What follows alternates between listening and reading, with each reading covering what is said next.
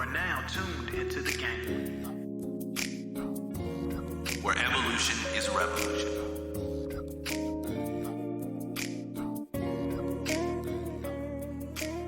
Welcome to another edition of the Game Recognized Game podcast with RLJ and Kev.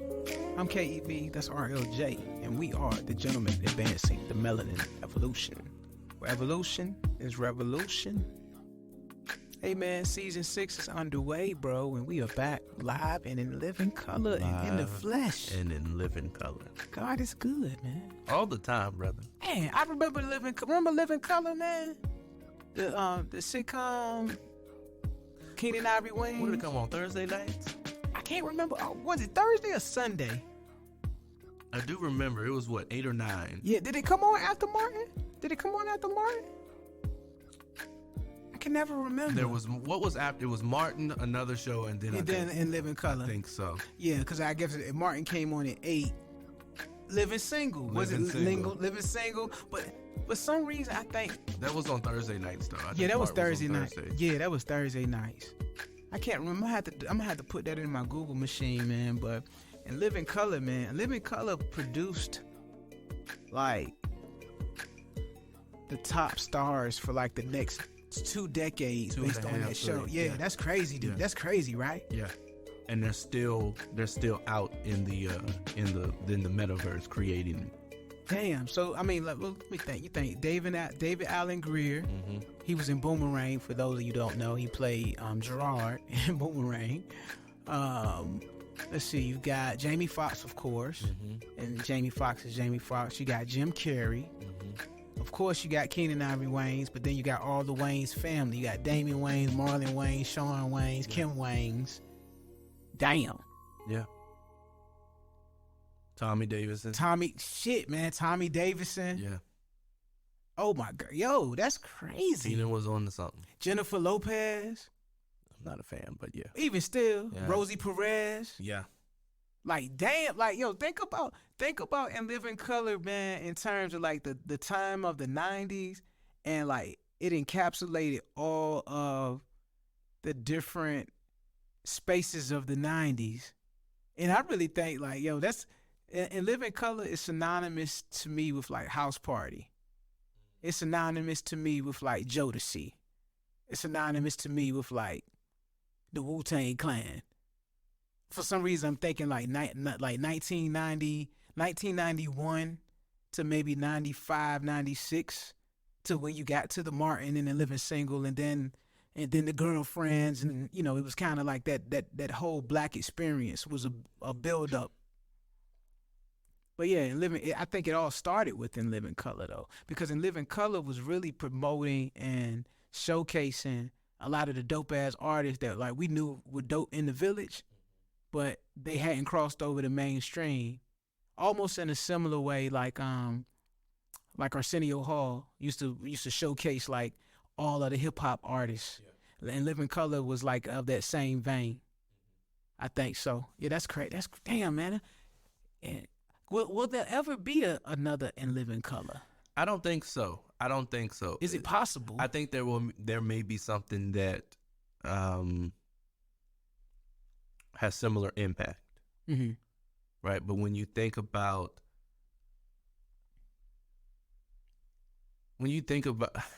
it's nostalgic, but when you think about stuff that happened in the 90s, even though people have tried to duplicate it, they can never recreate it. Nah, man, because I over the summer I watched the latest House Party movie with my man from The Chi. What's his last name? Lattimore. I can't remember. I know you're talking. I don't want to call him Kenny Lattimore. No, it's his cousin.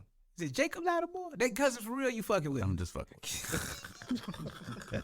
It could be. I don't know. But you know, I'm talking about Emmett, man. Emmett dumbass. Emmett dumbass, man. How you gonna do a drive by in your gun jam, Emmett? Bro, listen. When I tell you I got so mad at that episode, when I was angry. I'm like, bro, like, yo, Duda deserves to put one right between Emmett's eyebrows for being stupid. And Iman Shumpert out the Tiana Taylor, I guess it's an ex-husband now or husband. Cause I think they on the outs, man. I Yeah, read they're something. They on separated. damn. They're That's separated. because yo, I like them as a couple though. Like Tiana Taylor, Iman Shumpert, like they had the kids that looked just like them. Like, it was like the new black family model. But I think that also goes back to something that we said various seasons.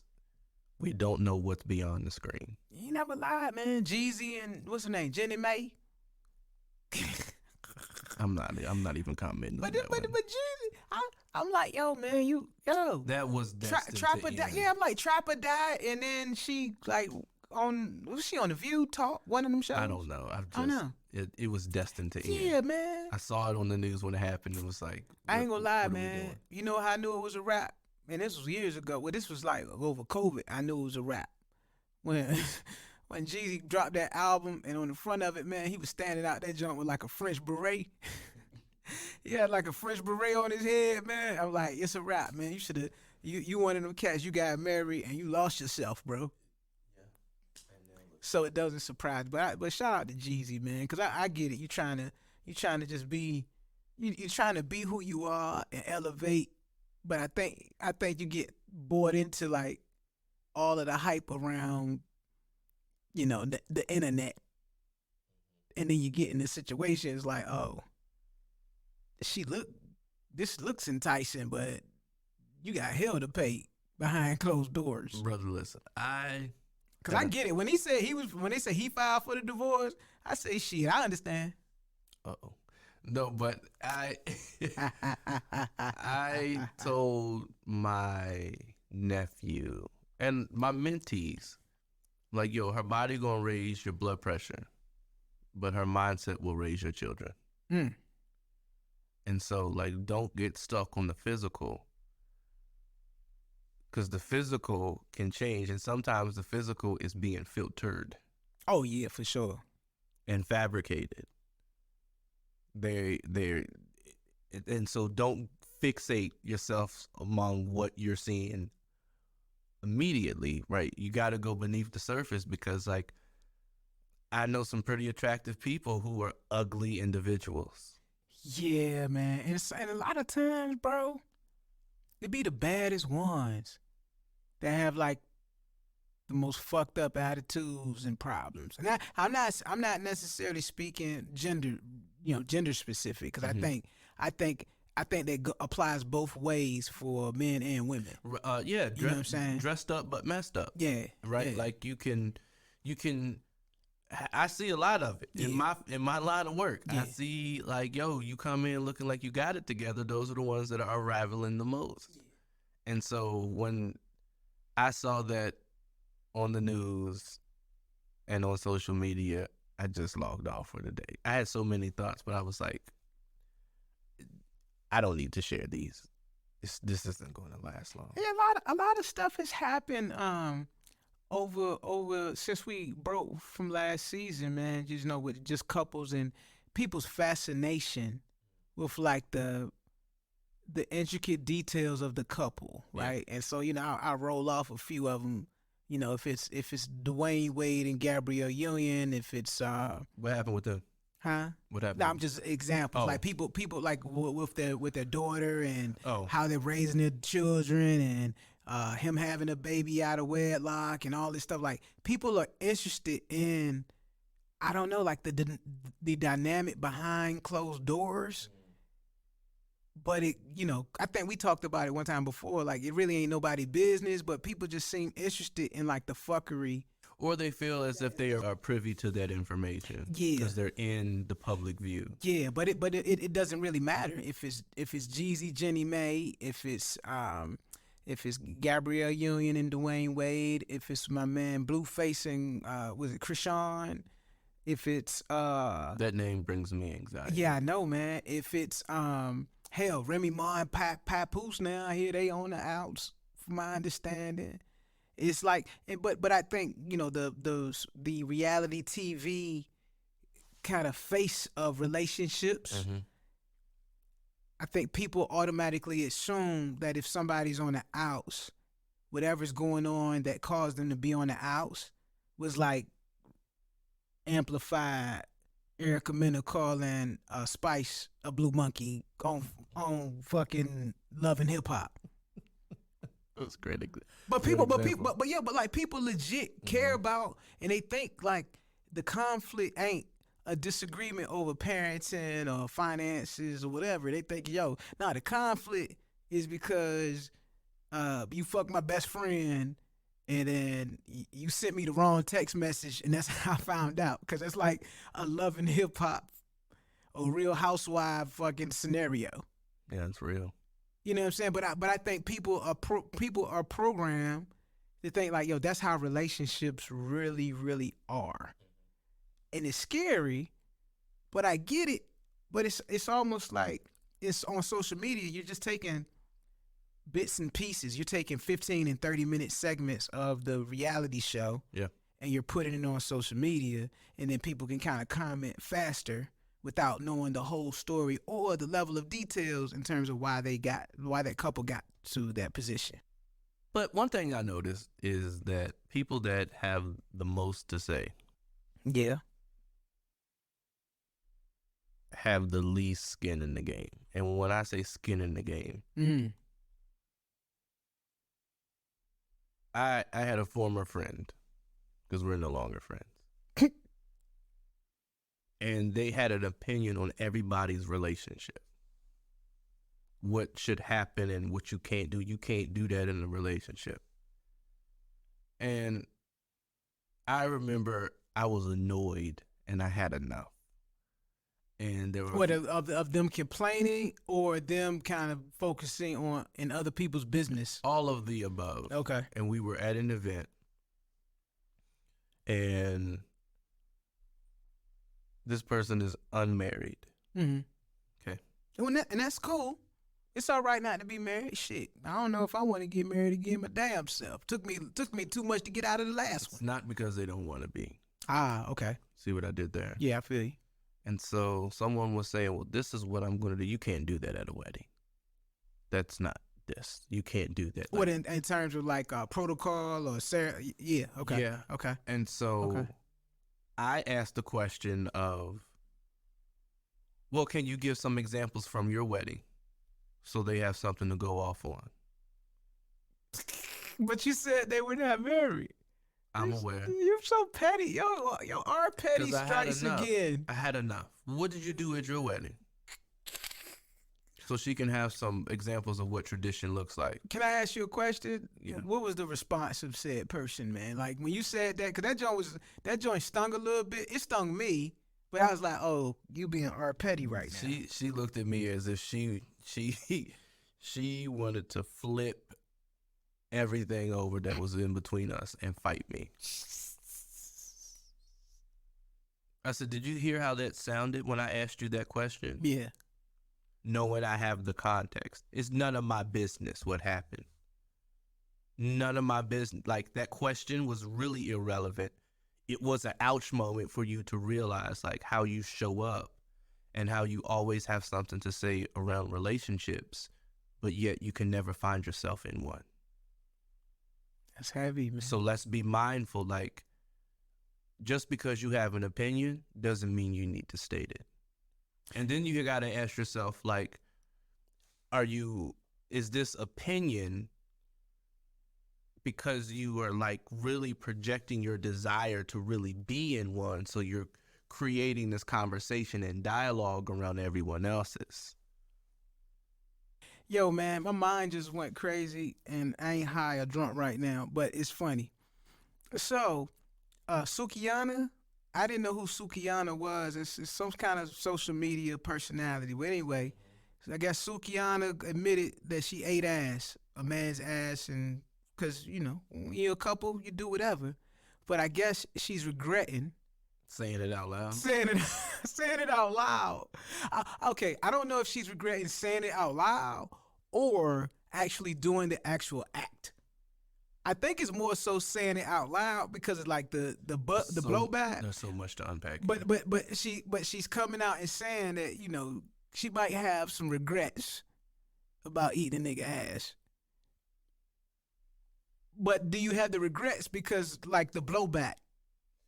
Yeah. You know what I'm saying? So yeah. so it's kind of like well, what are you in it for, or what are you doing for in that relationship? Like some stuff is meant to be unsaid, Yeah. and that's okay. But why would you say it in the first place if you can't handle the residual impact of it? Facts. Yeah. And Around a intimate, sensitive topic yeah, of a relationship. yeah. Like, but with that scenario, with the young lady, I think she got what I was saying. She didn't bring anybody else's business up Yeah. in front of me ever Yeah. again. Yeah. And to this day, like I said, we're no longer friends, but we do sometimes share space because of mutual friends.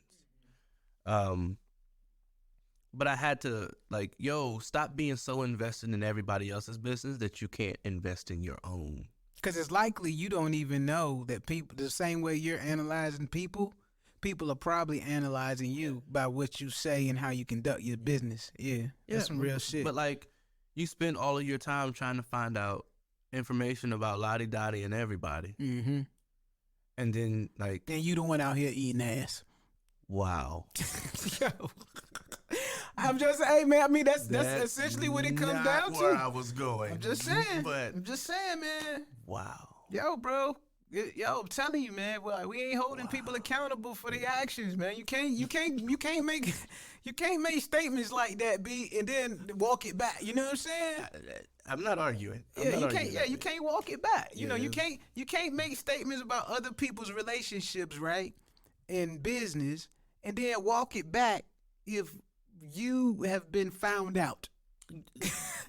You know what I'm saying? Yeah.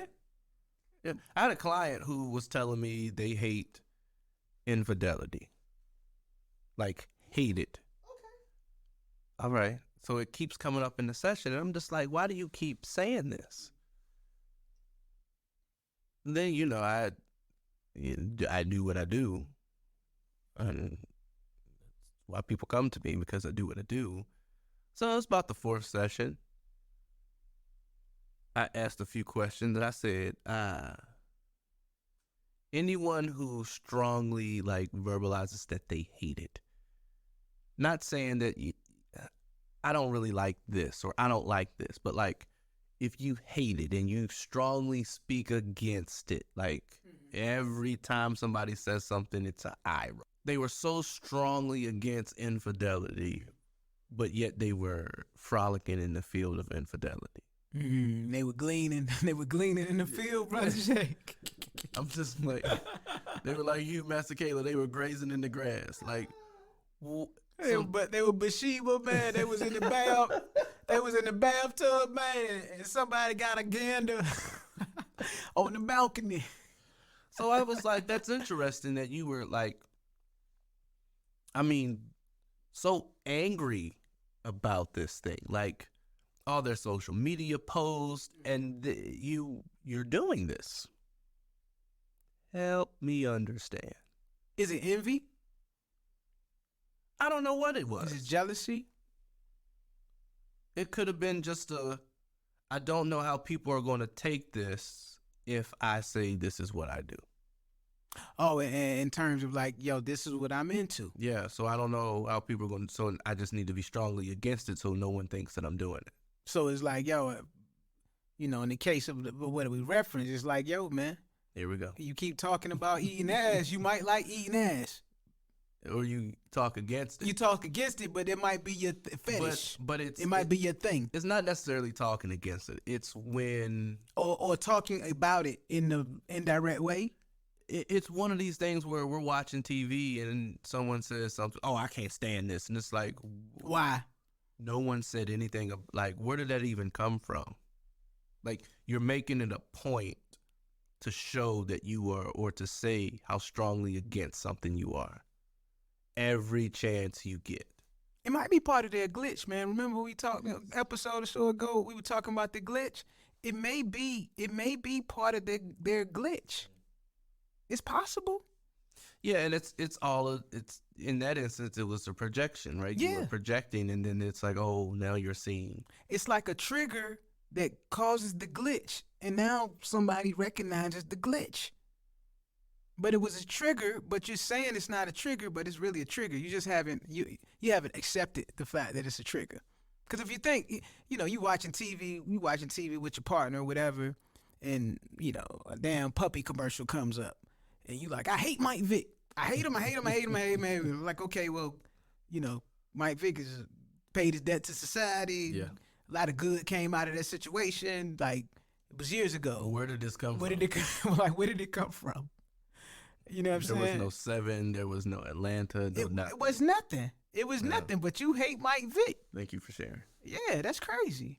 But I don't know, man. I think I'm just trying to pay more attention to my own relationship. I'm in a relationship now, Brother Jay. Who knew? You said you're doing what now? I'm in a relationship. This nigga being funny. This nigga really be word. We're happy for you, Kevin. That a bitch. It's funny though, man. It's like people are happy for me. Like, I posted my girl on, Woman Crush Wednesday, the bullshit. I be trying to like get involved in the thing to just show my appreciation. It ain't like I like the social media thing, but I want to recognize my lady, right? Mm-hmm. And I don't tag her in nothing because, I don't need everybody following it, I don't do none of that shit. But I want people to know She can see it. I'm accounted for. And she can see it. Right? And she can see it. You know what I'm saying? And I posted WCW junk with a heart, and I get like 5 messages back from women, not dudes, women. I'm so happy for you. You look so happy, please, blah, blah, blah, blah, blah, blah. And that's like, oh, that's kind of dope. But it's kind of wild because I ain't even post like me with her, like my arm around her, a lot of the silly shit we normally be doing. Just a picture of her because I just admire her and I appreciate her, right? Get all these comments and stuff from women, and it's like people really pay attention to other people's relationships. And people are looking when you think that they're not. And I'm not saying that people are wrong about it, but it surprised me. Yeah, people will be looking. CeeLo Green said, and I'm on stage just as soon as I walk out the house. So I might as well give them something to talk about. Yeah. So whenever you are in the public view, there's going to be someone watching you. The tricky part is you don't know why they're watching. I guess that's what makes me uncomfortable, because I don't know why. Because honestly, man, I'll be the first to admit, I never thought I would be in a relationship right now, especially a long distance one. You know what I'm saying? Like, I'm like, yo, who wants that? But it's like having gone through the cesspool of dating and figuring it out, and our good sister told us on our first season, like, you got to kiss frogs. You know what I'm saying? And figure out like who's your prince or your princess or whatever, or kiss ogres or whatever the analogy you want to use. You know what I'm saying? But I've kind of been through this process enough. Well, honestly, man, I haven't been with a woman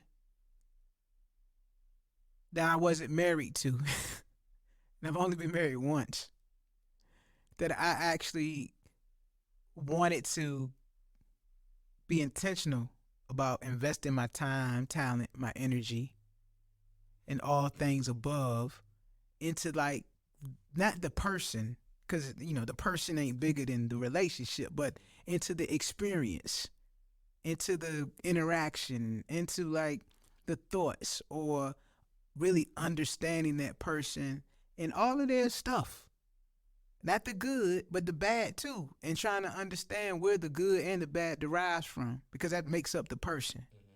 And the thing that's been surprising, man, it's been frustrating as fuck. I ain't gonna lie, bro. It's been mad frustrating, because like, when you're in a long distance relationship, you got people on different coasts and shit, and 3,000 miles of assumptions. 3,263 Facts. Right? Of assumptions. And when you're communicating by text message, most of the time, phone calls, some of the time, FaceTime, some of the time, there's a lot of moving parts and a lot of opportunity for misunderstanding. And it's done tested me, man. But I like the fact that, I'm kind of trying to understand her and she's trying to understand me. And sometimes we come to heads because we two Scorpios, man. Like, yo, we intense. And so it's always a constant mental challenge. And this is something like the conversation that she and I have. It's like, yo, I'm on the East Coast, so I'm always planning to make up for the time difference. Or I'm always planning to try to figure out like what your schedule is because I have to plan because I'm 3 hours ahead of you. And it's like it becomes taxing and tiring at times, but it's required to make it work, right? And I never thought I would be in a situation to want to do some shit like that for real, Brother Jay. That's what it come down to. I never thought I would be in a situation to like not really care about the world around me and invest in my relationship and this person that means something to me because they're the catalyst by which I want to invest in the relationship. Now, I know you're an expert in this field, Brother Jay, but, I don't know, man. We've been talking back and forth. Am I on the right track? Do I look crazy, Brother Jay? Because you know the thing with this whole relationship thing, man, it be having us out here looking crazy, man. And I done felt myself looking crazy in a wide variety of situations, but I'm okay with it. But I don't like to look crazy. I wouldn't say you look crazy. What I will say is that Mother's Finest made a song called Love's Changes. Jamie Foxx and was it Mary J that redid it? Love's Changes. And love will put you through changes, right? And so I think the biggest misconception around relationships is that people think that they're going to go in and remain the way they entered. True. And I always tell people, if you go in with the intention of not changing, you might as well not enter. Yo, man, say that one more time, Brother Jay. If you go into a situation or a relationship and expecting that you're not going to change, you might as well not enter. The pure fact that you are engaging and merging your experience with another person will result in some type of change. I remember when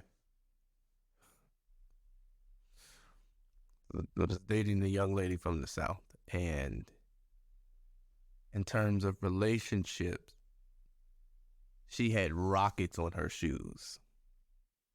Moving at a fast pace. Everything needed to move fast, and it was like if you take your hand off this and allow it to happen organically, the pieces will fall into alignment the way they're supposed to. But when we try to force things, have you ever taken a child and tried to force them into a place that they don't want to be? Oh, hell nah, man. Underwear, car seats, the bed, nap time, a bathtub. Man, kids, when they had their mind made up on some shit, Mine is made up. And it's not necessarily that they don't want to do it. They just want to do something else. And so when we try to force things to fit a certain way, we're going to be met with conflict. And a lot of times within relationships, you can't orchestrate anything. Things have to emerge. You can say, I got this checklist and I needed to do X, Y, and Z. And you can make it do X, Y, and Z, but can you sustain it? When you allow things to naturally form, it's like water. It takes on the surface. It takes on the shape of the surface that it's in, right? So if I'm forcing something to do X, Y, and Z, but there's resistance, not necessarily because it wasn't designed to do that, but because now you're taking it out of its element and there's resistance. Do you have the energy and the capacity to constantly force this thing to fit this space every time? That, my friend, is my challenge right now because I believe a long distance relationship take a little more work than if somebody was right beside you in a different way. And this is what I'm saying. You have to be mentally in tune all the time. And I'll give you an example. She was out here to visit a few weeks ago, and the things that we would go back and forth with in like a heated discussion, like over text or on the phone, it was literally nothing when we were in person. I mean, like literally, because you could see the nonverbal cues, you could see the head nod, you could see the facial expression. She could tap me on my shoulder and say, "Okay, go calm down or sit in the corner somewhere because I see you getting turned." Right? She could see it. We don't have that luxury, and when there's space between us, and so it was something that was very very minor, but if she's on the other coast, it could become very very major. So the question is, how can you make sure that the minor stays the minor? Yeah. Like how can the minor stay the minor? But I also think like to your point, you can't really control everything, and you can't force everything. So one of the pieces I've been working on over the last probably 6 months is to understand like, yo, I don't own her, right? I don't own her. She don't own me. Like our relationship has to be built on communication extensively, transparency extensively, and trust extensively. Without those three things, it can't work. Well, I think what I will say for those that are listening, on the surface, long distance relationships may seem as if they require more. But the same energy that you're putting in the long distance, you should also be putting in the short distance. That's fair. So in terms of communication, if I can't see you and I need to have a heated conversation, what do I need to do? And that's why I get in trouble. I need to temper myself. And that's hard for me, brother. Because the shit can wait. Yeah. No, we need to talk about this right now. No, we don't. We don't. That's her perspective a lot of times when we actually have conflict. But sometimes I think she uses it as like a scapegoat too. Because like, well, we don't have to talk about it now. Let's calm down. But we never get back around to talking about it. And so that's a different conversation too. Yeah. You know what I'm saying? And so what I would tell people is in that space is you would want the best time to have the conversation is when everyone can fully engage in the conversation. If you're over here on a 10 and she's over here on a 7, nope. If you get down to a 7 and she's down on a 5, nope. You both need to be in maybe like a 2. And that you can get to a 2 faster than she can, or vice versa. So that doesn't mean that, when one person is ready, we have the conversation. We have a conversation and we check in to make sure that, all right, cool. Some stuff doesn't need to have an immediate resolve. And the issue is going back to forcing it. No, we're going to talk about this. We're going to talk about this right now. I just told your ass I'm not in the space to talk. No, we're going to talk about this now. So that's her. And then I'm like, we're going to talk about this now. And then that's when like the powder keg kind of starts. The young lady I was dating from the South, she had that attitude. No, we're going to talk about this now. All right, let's go. But at this point, guns is out. Yeah, the clip loaded. My filter ain't kicked in yet. Okay, this is what you wanted. And so now when the conversation is over, now you're playing the victim when I asked you for the space to process what you just said. Let me calm down first. No, F that. We're going to talk about this now. Here you go. Yeah, so let's get it. So we got like a protocol to help me manage my piece of it in terms of like, all right, she wants me to just tell her what it is, like the feeling that I have. Tell her what it is so she at least is aware of it. So it ain't no situation where like, yo, it's been an ongoing thing and then Kev from Chesapeake pop off. Well, you left that coon home, boy. Yeah, bro. That mofo got a problem, My man. God. That mofo got a straight problem. But what I would tell you is, as an individual, you got to coach yourself through this space. And so acknowledging what just took place. Was it what she said? Was it what she did? Was it what she didn't say? Was it what she didn't do? Or maybe it didn't have anything to do with her, but the residual is coming into the relationship. Yeah. A lot of residual comes in our relationship. And bro. so the question then is, I need to deal with my feelings around this. Yes. The challenge is, when we're frustrated, sometimes our thoughts don't flow the way we want them to. And I'm very articulate, Brother Jay, but when I've reached the capacity, it ain't nothing but cussing and chaos. Like straight up, man. But And honestly, it's probably gotten a little worse since my sister passed, cause like my tolerance for like people's glitching is minimal. But at the same time, it ain't that I'm like mad at somebody. It's more so like I'm expressing like the bullshit, man. And so it's tough for me. It's challenging. I think the challenging part is certain things can trigger a lot of emotions that you can't manage. And I can't, yeah. I mean, think about it as a child. I remember seeing my little nephew. He was having a moment, and I could physically see him go through so many changes. And he was like, I don't know what to do with this. So I was like, yo, what's up, man? He was 4. And he just looked at me like, I don't even know like what to say.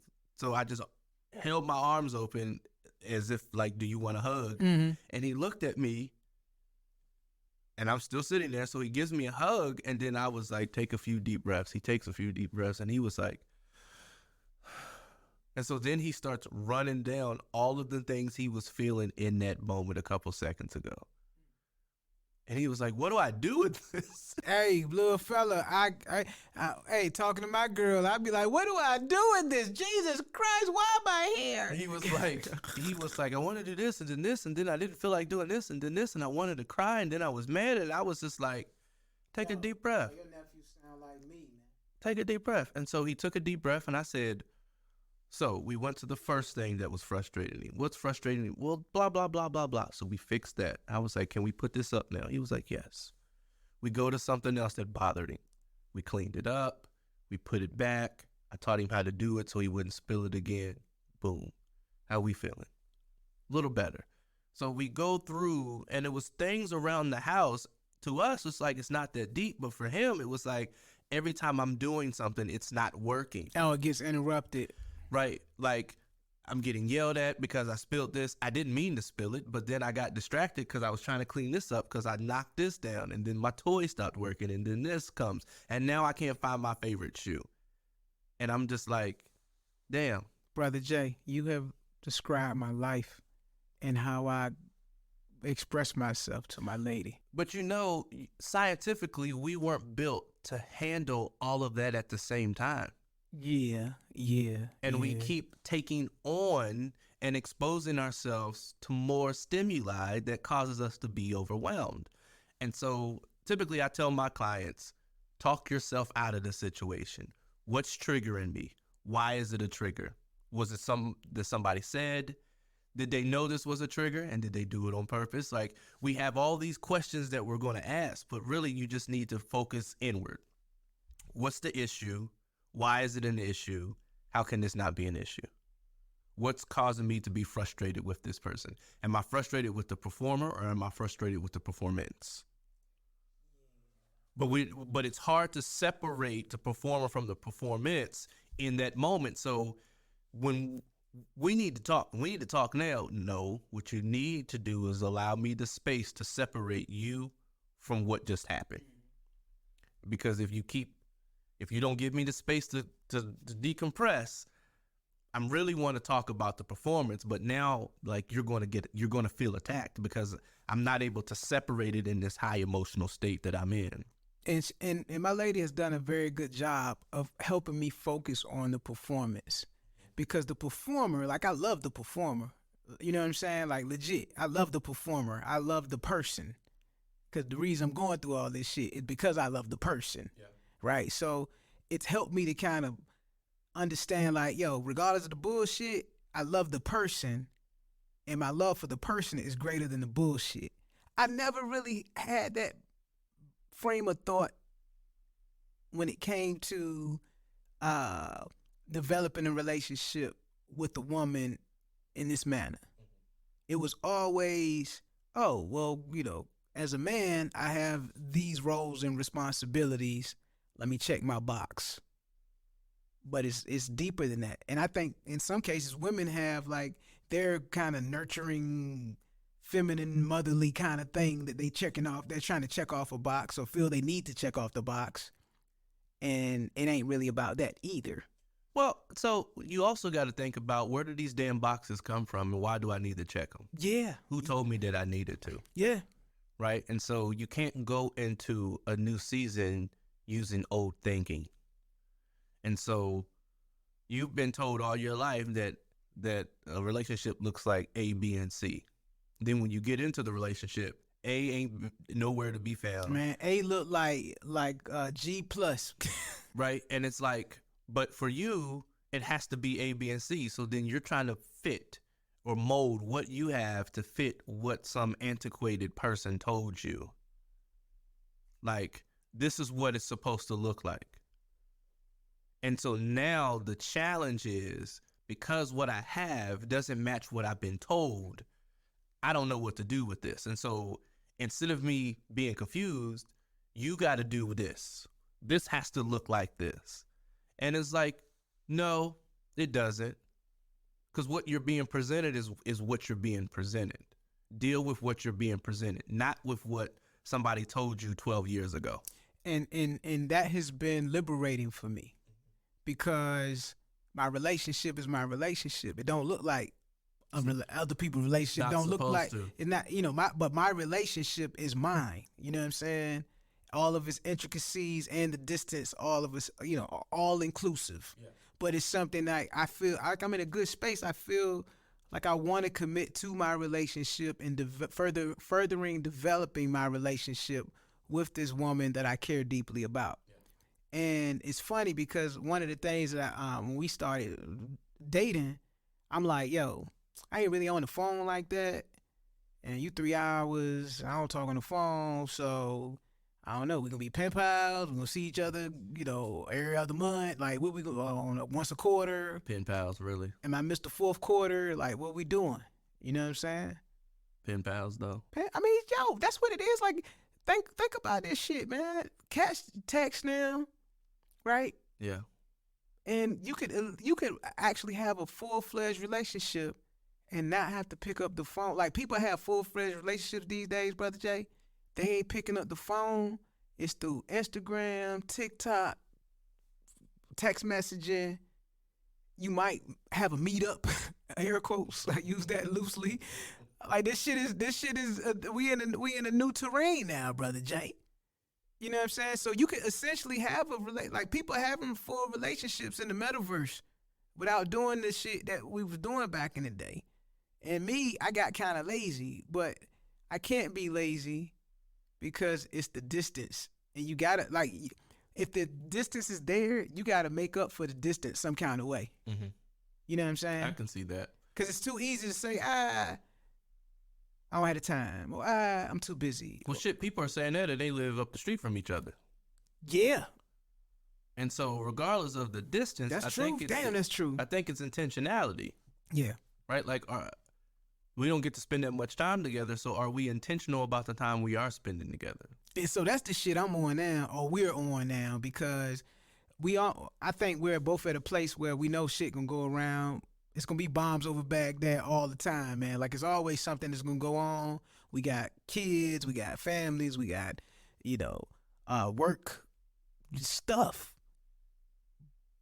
But how do we prioritize each other in the midst of all of the stuff? And to your point, you have to be very, very intentional about it. And I hate to say it, man. You know when you meet somebody like it was, you meet somebody, you first start dating, you thinking about dating that person. They say, "What are your intentions?" Like I hate that fucking question, cause nobody wants to hear. Well, I'm just trying to get something to eat, maybe have a few laughs, maybe get some head, and then at the end of the day, bid you adieu good night, right? Like if you had that conversation, people gonna be mad, but typically that's the conversation that you need to have. People don't know how. So fair. And I remember someone asked me this question, and I said, the fact that you have to ask me means we're not in relation with one another. Yeah. And so they just looked at me. Well, I just want to know. Fair. What I just said was, the person that I'm in relationship with, we've had that conversation. You're on the outside. Mm-hmm. My intentions have nothing to do with you. You want to know why? Because I'm not in relationship with you. And does that question make people uneasy? Sure. But that goes back to those boxes that someone told us you needed to check. Fair. And so when we disregard all of the supposed tos and the have tos and need to, or the examples, yeah, and we just figure out how to fucking fly the plane that we're on, then that's when magic happens. The issue comes when we start to look to our left or our right and compare and contrast. And I always tell people, you're going to start at different places because you're already at different places. Yeah. So my relationship's not going to look like yours. It's not supposed to. You want to know why? Because I'm not in it. And there's going to be no characteristics of me in your relationship. So trying to model what you see on social media, remember, we were talking about not knowing what goes beyond the screen. Mm-hmm. They're only showing you what they want to show you. And in the angle by which they want to show you. With the lighting, and most of that stuff has been manicured. That's not a raw tape. Yeah. Right? And so I remember hearing one of my clients was like, well, my parents took pride in not arguing in front of us. I said, and they did a disservice because now you don't know how to have a healthy conversation with your partner. Or you think you're not supposed to argue. Yeah. Yeah. Yeah, because now you don't know how long that it took. Like, your mom and dad were probably walking around the house not talking to each other when you all weren't present. Mad as hell. Yeah, but y'all wouldn't have known. But like, you're thinking that, oh, well, we're not supposed to argue. We're not supposed to get mad. We're not supposed to do this. We're not supposed to go to bed angry. That's one of the things that I had to really get my clients together with. I was like, no, sometimes you need to go to bed angry. You need to sleep that shit off. You need to sleep it off. Damn, like a fifth of gin? Bro, we're not supposed to go to bed angry. Well, guess we staying up all night because what you're telling me is by the time the night comes, I need to force myself out of this space that I'm in. Mm-hmm. I haven't dealt with this. This is triggering, right? This is triggering, and it's multi-layered. I'm not going to be able to do this by the sun goes down. Oh, nah, man. Because, I mean, if anything, with me and my lady, man, we get angry at each other all the time. And I think it does require us to sleep it off. And then maybe by the next afternoon, we got a clearer mind and we probably still tight, but we not as snarky and as aggressive with one another. Because, shit, man, she a damn pit bull and I'm an American bully, man. That joint... Yo, the house is getting destroyed. Oh, hell yeah, for sure. For sure. But when I go to sleep, I'm sleeping it off, and then when I say go to sleep, I'm saying take the time you need to process it as an individual. Yeah. And then one of my couples, they said, well, we got a rule in our house. We can't be mad longer than 2 days. I said, how did you come up with like 48 hours? Like what happens in the 48 hours that you just... The first 48. That's what the niggas fuck going missing. That's what happens. So I said, I'm done. I said, well, that's not healthy because it's still at the end of the 48th day. If I'm still mad, now I got to fake it till I make it because you got this dumb rule. Yeah, man. And so what happens is I don't get over it, and then something else happens. Because you can't fake it till you make it, and bro. now that's added on to the first part. Yes. And by the time the third thing happens, now I'm coming out swinging because I still haven't fully processed or we haven't fully worked through on the first one. And so I said, hey, you're going to have to let the problems work itself out, but you can't force anyone to come to the table and be in solution mode if they haven't fully gone through the processing mode. See, babe, I got to give you time to go through solution mode after the processing mode. See, I be trying to force the process on you, babe. We're not supposed to be mad that long. Yeah, Sometimes yeah. Don't talk to me. Yeah, that's real. That's Don't talk. real, Don't Coach. send me a text. Yeah. And allow me to process this. I don't want to hear about your day. I don't want to hear about no stupid social media meme that you sent me. Allow me to process this. We do have a rule though, that we might be mad, but we can't shut off communication, because it's too easy. It's too, like our situation, it's too easy to just say fuck it. Now don't get me wrong, man. It was one song. It might be like Moneybag Yo Scorpio or something like that, and he was like, something. We chilling with the fam. The next day I'm blocked on Instagram. Like, yo, that's some real shit. Like, I hate getting blocked. I hate getting ignored. I hate getting like left on red. I just got an iPhone. Leave me on red one more month, but unread one more month. I be mad. And I think that's where you have to temper your own expectations. Exactly. But you also need to communicate. Yo, listen, the conversation that we just had or what you just did really bothered me, and I need some time to process this. I can tell her that, but also I'm firm, like, yo, I got abandonment issues and shit. So like putting me on block or unread, that's some shit to take me 0 to 1,000. That sounds like something that you need to work on. I'm trying. I'm trying. It has nothing to do with her. It don't, man. It don't. And one thing that I always tell my couples is insecurities and traumas aren't my responsibility. That's real. And you can tell me and I can be mindful of it, but I can't constantly walk around tiptoeing around your issues or your triggers or your traumas or your insecurities. Like, you got to do this. Because on year 1, this is the problem. Year 4, you haven't done any work, but you still recognize that it's a problem. Mm-hmm. That's a bigger issue because now it's bleeding over into the relationship because of your inaction. See, that's the thing, though, Brother Jay. Like, that's the work. Like, that's the work that's kind of tiring. Like, it's like a constant mental challenge to like self-regulate. Yeah. Right. But it's crazy because like I'm self-regulating in my relationship with her. I'm also self-regulating with my relationship with family members. Yeah. I'm self-regulating at work. I'm self-regulating within my own consciousness. But you got to get to the point where self-regulation doesn't feel like it's a task. Yeah. Like, I recognize when I'm tapping out, I'll say, okay, I'm not going to continue to have a conversation. And if, depending on who you are, if you're not able to pick up on my okay, I will say, I'm no longer interested in having this conversation right now, or I do not have the capacity to continue this conversation.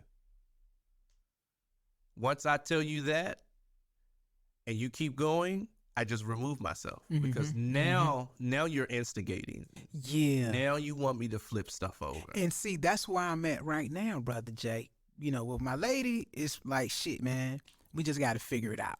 Oh, I want to work to figure it out.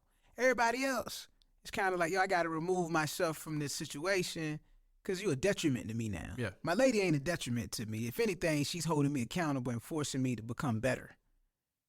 Rest of y'all niggas, y'all plucking my nerves. Well, everyone's not on that journey, too. You got to keep that in mind. Yeah, that's everyone's not on that journey, right? And so I have to be mindful of how I show up in the spaces and places that I go to. Everyone's not going to be in the same place I am. I also have been doing this work for a very long time. And so when people are like pressing that button, I'm like, I can educate them right now, like, you probably shouldn't do that. Here's why. Or I'm going to ask you not to. And then I put up some firm boundaries. Or I remove myself from that space until I'm in the space to have the conversation. And then sometimes I'm like, we've had this conversation multiple times. Now you being funny. Let me give you the final joke. Now let me show you the smoke. Let me close the curtain on you. Yeah, and see, I'm still working on that piece, Brother Jay. Like, to not unleash the Kraken. It's a work in progress. I'm never going to be done. I'm trying, though, Coach. I'm trying. I'm trying to put me in the game, coach. I'm ready.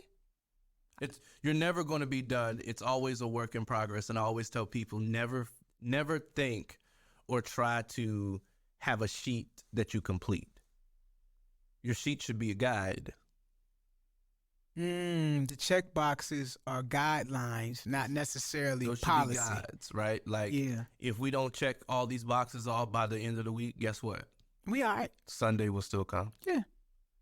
And when we relax these deadlines that we sometimes put into relationships or arguments, sometimes like, maybe I'm the reason the argument is still going on. Oh yeah, man. Maybe I'm the reason we're still angry, like, because I wasn't respecting boundaries. Another hard part is, how do you respect other people's boundaries when you feel like yours have been disrespected? Yo, bro, that like I think that's the lesson learned in all of this, because what I may perceive as being disrespectful might not be intentional. Mm-hmm. It might not be malicious, but it's still an area that needs to be further investigated, but not necessarily as if someone has done something to me. Yeah. And it's difficult, because when you feel like you've been wrong, then it's like, all right, Anybody can get it. Anybody can get it, and you feel like familiarity breeds disrespect, because they're familiar with you, they know what buttons to push, and so they know that they can fuck with you. But you also got to remind yourself that everyone's not going to be in tune with you, because everybody has their own shit going on. Everybody got their own shit. Right. And so everybody glitching. Two things can be true at once. I know you, and I'm over here spiraling in the corner because of what's happening at my job or in my house. And so then when you come with this, I don't mean to give you an attitude. Just your moment of arrival, you just so happen to be where the attitude is flying around. Yeah, in the midst of the tornado. Right. Yeah. And so there's like driving a clutch. Sometimes you got to take a step back and recognize, oh, I'm contributing to this. Like, they didn't really mean to disrespect me. I just feel disrespected. Here's why. Let's have a conversation around this. Maybe, hey, I can't talk right now. All right, great. But then I call back 7 minutes later after they just said I couldn't talk right now. And because I'm not listening to the tone of the voice, because what I needed to say is more important than whatever you're experiencing. Now you don't want to listen to me. Now I feel disrespected. Yeah. When really you just disrespected their boundaries when they said they can't. And we got to get to the point where we are able to utilize our words more, communicate more effectively. And then sometimes you just got to know when to step up and when to step back. Yeah, and that is something that you know, being on different coasts, it's like, oh, you done had a long day, you tired. It's okay to go to sleep. I know we ain't talk all day, but like your wellness is more important than us having like a bullshit conversation of what you're doing. You know what I'm saying? Like, yo, go to sleep, get some rest, and like she reciprocates that to me.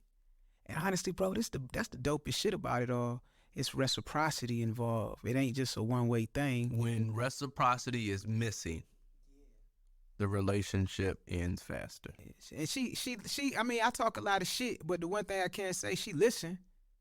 But I have to be intentional of how I say things, because like I said, man, we bullies, man. Like, get ugly.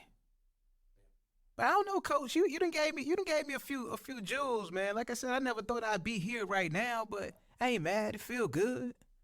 You know what I'm saying? It's still a learning process for the most part. It's going to and I want you to stay in the learning process space. Okay.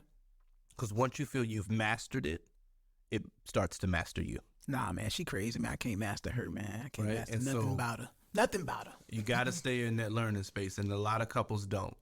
Yeah. Once they feel like, oh, I think I know my partner pretty well, that's when people start to plateau, because no, you are only repeating what you saw worked on Monday. Somebody said, I saw a post on social media, a pastor, he was like, as a man with your woman, you set the tone, the woman sets the environment, but you got to set the tone, right? And then one of the pieces of setting that tone is like, you got to want to dwell with your partner, and dwell from the standpoint of like not know your partner. You know, anybody who came up in the church know you get it. Not know your partner, but dwell with your partner. So if it's anxiety that your partner has, try to find out the derivative of that anxiety. If it's certain traumas that they have, try to walk with them on that journey, not to solve it for them, but to at least better understand where it's coming from, so that you know how to handle your partner and treat your partner with the level of care that's required. It sounds challenging. It's kind of fun, but I think sometimes I be getting on her nerves because, like, she think I'm crazy. Like, I be asking about everything, but it ain't like the be nosy or the clocker. It's more so like, yo, I want to know about what's going on so that I can be what I need to be for me, but also for you. But you can't necessarily do that without kind of understanding the origin story. Yeah. But what I will say to that point, I agree in terms of awareness. Yeah. What I was strongly advised against, leaning in too far if they're not doing the self-work. Got it. And so Yeah. I have a friend who he recognizes he should be in therapy. He recognizes all of the things that are triggering and traumatizing to him. He's not in therapy, but he has this expectation that his partner is going to help him when he's experiencing these things. Yeah. And I said, she's not qualified to do that. She's not qualified, nor is she equipped. Yeah. So you telling her what happens when this happens, that doesn't prepare her to support you. And you're doing a disservice when you recognize these are the issues and not going to someone who can help you with those issues. Because what's going to happen is she's going to get burned out. She's going to be exhausted. She's going to be like, you know what? This is more than what I signed up for. Knowing that everyone is battling certain things, right? And so, like, I tell people, I'm my coach used to say, I'm with you when you're right. But when you're wrong, you by yourself.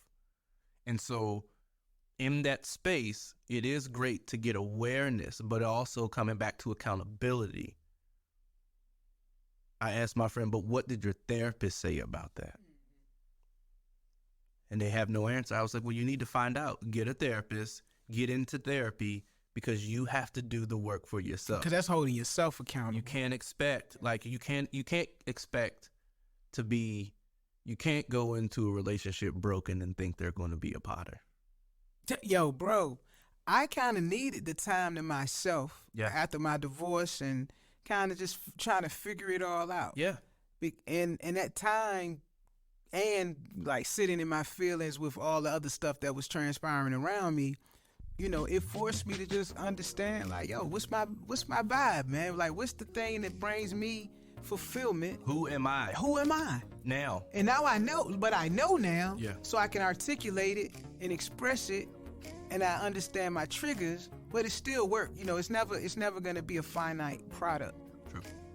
Damn, man, you actually do this shit for real, huh? You pretty good. Monday through Friday. Put me in the game, coach. I'm ready. I think I'm ready for the game now, coach. I'm ready for the game, coach. Well, I don't know, Village. I guess y'all just watch Brother Jay just give me a therapy session. Well, damn. Hopefully by lady I ain't divulged too much, but you know, I love you. With that being said, man, thanks for the free. Don't send me no bill, nigga. I'm not, yeah, okay. Yeah, you ain't get nothing. Don't send me no bill. I got you. Thank you. Y'all can't get that on the low, though. Y'all can't get the Kev rate, okay, Village? You can't get the Kev rate when it comes to therapy and coaching, man. But if somebody wanted to explore this wonderful service that you provide, Brother Jay, how can they proceed with finding out? They can hit me up on Instagram, the Ronald L. Jones, so at the Ronald L. Jones, or they can send an email to elevate@therljcollective.com. You heard it right there. He is our resident life coach with the most, and I'm your DJ KEV. We are the gentleman advancing the melanin evolution, where evolution is revolution. You just witnessed another edition of the Game Recognized Game podcast with ROJ and Kev. Until next time, be light. Be light.